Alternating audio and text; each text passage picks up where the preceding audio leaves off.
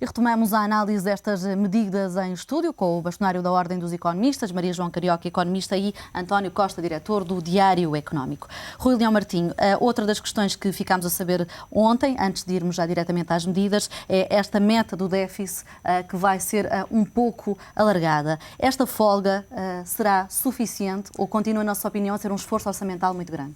Eu acho que é possível, porque tínhamos previsto que em 3 anos faríamos a reconstituição do déficit dentro dos limites que estavam previstos. Neste momento é dado mais um ano, eu penso que é bom, é bastante generoso, digamos assim, e nós temos agora é que fazer este trabalho de casa, porque as medidas que aqui estão mais ou menos indicadas, eu não tenho ainda o conhecimento global de tudo, mas são medidas que nós, como governo português, podíamos ter adotado.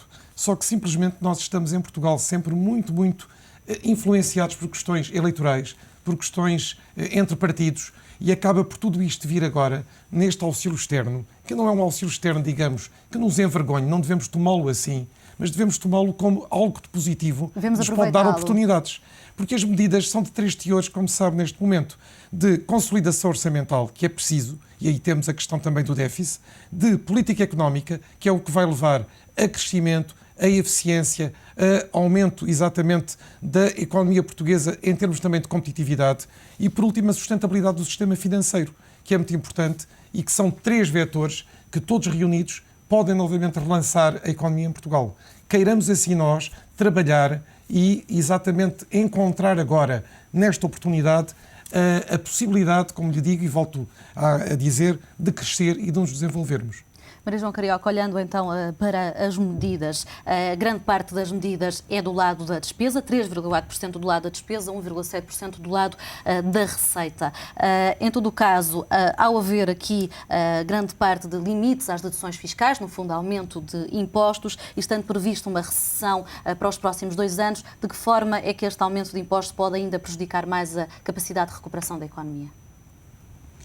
O aumento de impostos tem sempre, e nomeadamente com a natureza dos impostos, constitui sempre alguma pressão adicional sobre as famílias, portanto, não só pelo efeito direto que tem, mas também pelo efeito indireto na percepção que as pessoas têm da sua capacidade de realizar despesa e da sua necessidade de conterem despesa, vai sempre ter aí algum efeito. Eu não acredito que esse efeito não esteja a ser contemplado e não esteja a ser incorporado nas contas que estão a ser feitas.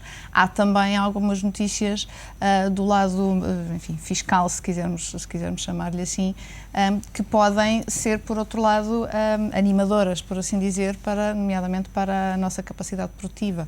Há referências a uma evolução da taxa social única no sentido da sua redução, e essa pode ter um efeito exatamente contrário, muito positivo. Era algo que nós já tínhamos discutido aqui várias vezes. Contrapartida com o aumento do IVA. Mas em termos de reforço da capacidade competitiva das nossas empresas, que é um motor fundamental nesta altura, essa é uma medida muito significativa, com efeito. Não sei se o IRC também será ou não, neste caso, mexido para aquelas empresas, como se falava, que venham a reinvestir lucros ou que estejam em determinados setores, como, por exemplo, os exportadores. É uma coisa também que temos que aguardar. Estamos a discutir ainda peças de um puzzle que só quando juntarmos toda é que vamos perceber. A olhar em pormenor. António, também ao nível dos impostos sobre o património, já se sabe que a isenção de IMI vai ser reduzida, portanto o imposto no fundo vai ficar mais caro. Em contrapartida, o IMT deverá baixar. Porquê? Isto é de forma também a incentivar o mercado de arrendamento? Exato. Há aqui uma grande preocupação de incentivar o mercado de arrendamento, que, como se sabe, é um fator crítico, nomeadamente para a mobilidade, nomeadamente laboral, e é um fator de grande rigidez na economia portuguesa hoje, e, portanto, há uma preocupação de tornar mais cara e mais difícil a vida de quem é proprietário e incentivar a compra para um posterior arrendamento, para a colocação no mercado a um preço mais favorável. Diria que este plano, de acordo com o que temos conhecimento hoje, a esta hora, tem componentes do ponto de vista, digamos, estrutural, que me parecem muito importantes sublinhar. Reforma do mercado de trabalho, e aqui acrescento segurança social, prestações sociais, já tivemos a oportunidade de falar e de ouvir nas peças, nomeadamente o subsídio de desemprego.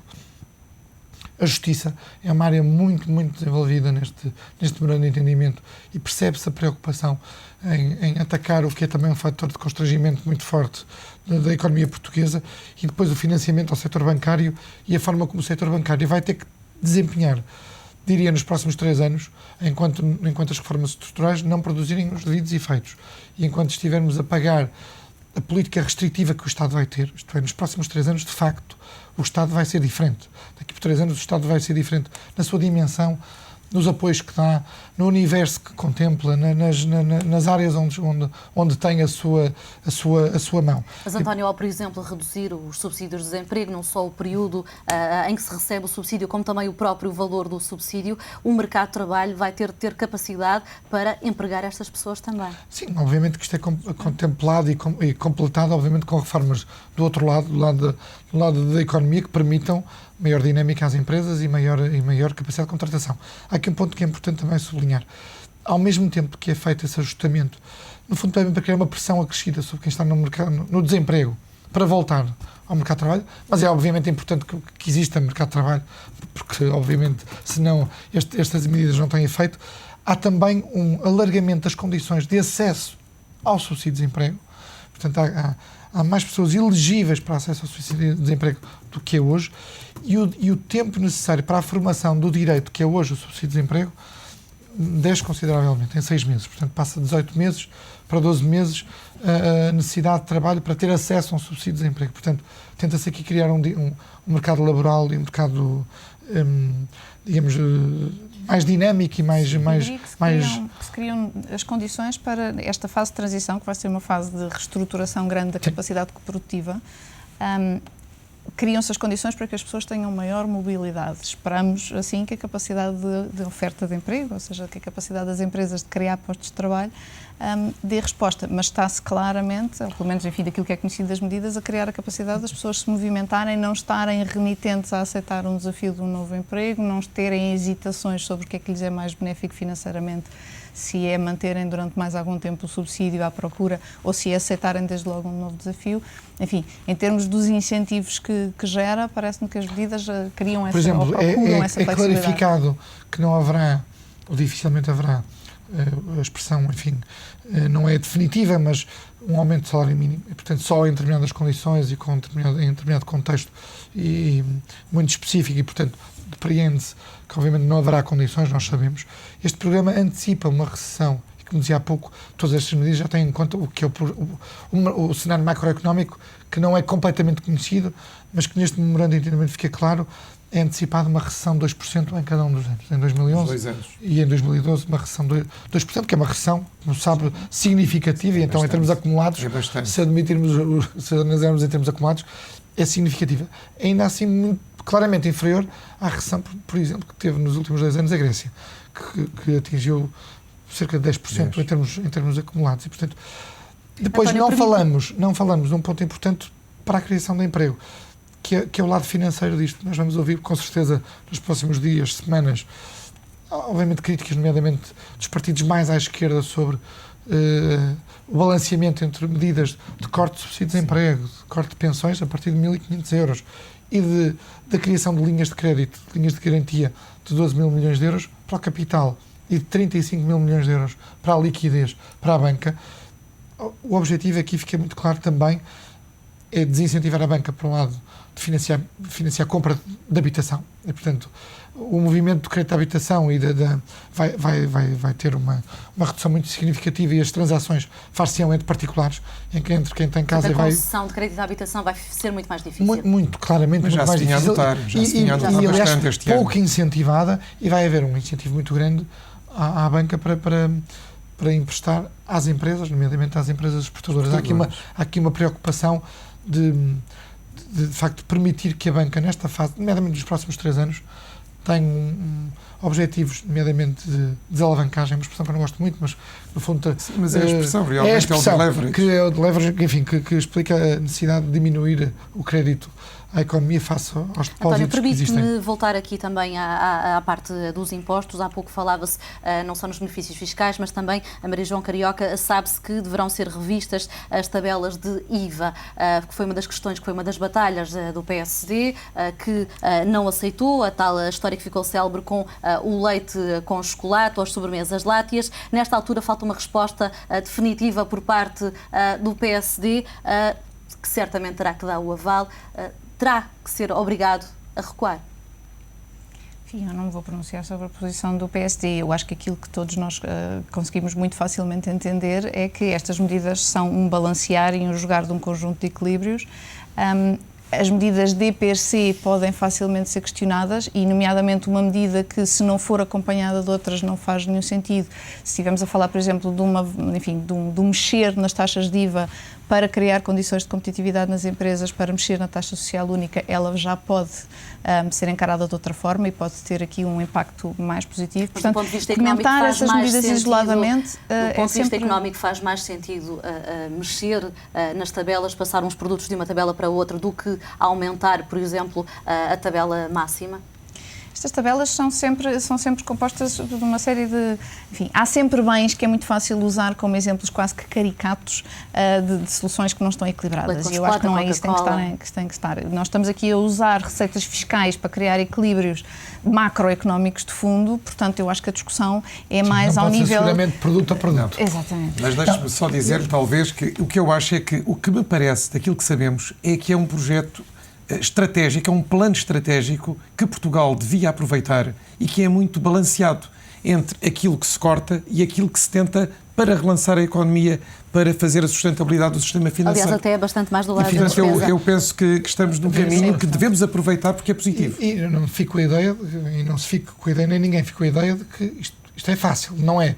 Enfim, há aqui uma gestão de expectativas que também vale a pena sublinhar. Achas, António, porque... que há o risco dos portugueses estarem a suspirar de alívio e pensar, afinal não vai ser assim tão mal? Eu diria que há um risco, há mesmo uma, eu diria, um suspirar de alívio, face à expectativa, face às intervenções anteriores e face, obviamente, à agenda que se sabia que estava em cima da mesa. Porque é mas importante isto lembrar, não torna António, que é menos preciso fácil reduzir o consumo, é preciso isto não continuar a torna menos poupar. fácil e menos exigente, não torna menos fácil e menos exigente este plano da classe média.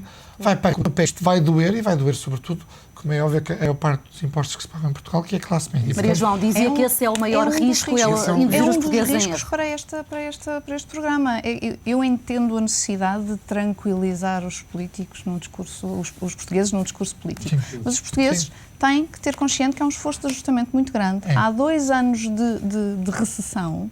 Há um ajustamento económico, que é um ajustamento de fundo e que a nossa economia tem há 10 anos, eu diria quase que há 20 anos, tentado fazer sem conseguir. E, portanto, isto não é para ser encarado de ânimo leve, nem com um suspiro de alívio. O trabalho está todo por fazer e é um trabalho duro. Sim, eu concordo consigo. Há hábitos que, entretanto, foram sendo criados que têm que ser corrigidos. Há uma política de investimentos que tem que ser revista. Há um mudar de vida de fundo. E penso que era importante que do topo se fizesse um discurso relativamente pedagógico para que os cidadãos compreendam que lhes estamos a pedir sacrifícios, que estamos a passar exatamente por esta questão que é não pondo em causa a coesão social, pedindo mais sacrifícios à classe média trabalhadora que paga impostos porque ganha trabalho, não ganha absolutamente de mais nenhuma outra fonte. E ouvimos esse discurso moralizador. Não precisamos dele e precisamos a partir do topo. Porque é sempre, digamos, muito pedagógico que alguém que tem poder e que tem capacidade de ser ouvido pelos portugueses possa falar e possa explicar o que é isto. O perfil e a matriz da nossa psicologia dos portugueses é muito passada da depressão à euforia. É bipolar, um bocadinho bipolar. E, portanto, isto de facto é muito difícil. Vai obviamente exigir... Vai mudar, o país vai mudar e aí é que é a grande oportunidade. Mas ao contrário dos anteriores, tem de começar em cada um de nós, António. Obviamente, mas e vai começar à força, porque infelizmente nós não fomos capazes, todos nós, obviamente a começar em quem decide, mas todos nós, não nos podemos responsabilizar também desse papel, mas não conseguimos fazer isso por opção própria, vamos ser obrigados a fazê-lo com estas medidas e, portanto, o Estado que vamos ter, isso é do ponto de vista político interessante como é que se vai discutir agora em campanha eleitoral este plano e o que está aqui. Nós ainda não ouvimos a proposta eleitoral do PSD. Sabemos que quer ter uma proposta eleitoral de acordo com o que aqui está. Parece-me razoável, até me parece bom senso. Já ouvimos a proposta eleitoral do PS e a proposta eleitoral do PS, obviamente, é retórica política que não se coaduna e não se articula de maneira nenhuma com este plano. As taxas moderadoras na saúde vão subir de forma significativa. Bem, podemos continuar a dizer que o Estado Social vai manter-se como está. Não vai manter-se como está. A saúde vai ser mais cara. É uma palavra muito vaga. A saúde vai ser mais cara, a educação vai ser mais cara, o Estado vai deixar de estar e bem em empresas públicas e vai vender empresas públicas de uma forma sem paralelo António, é na história justamente recente. esse ponto que é importante ver.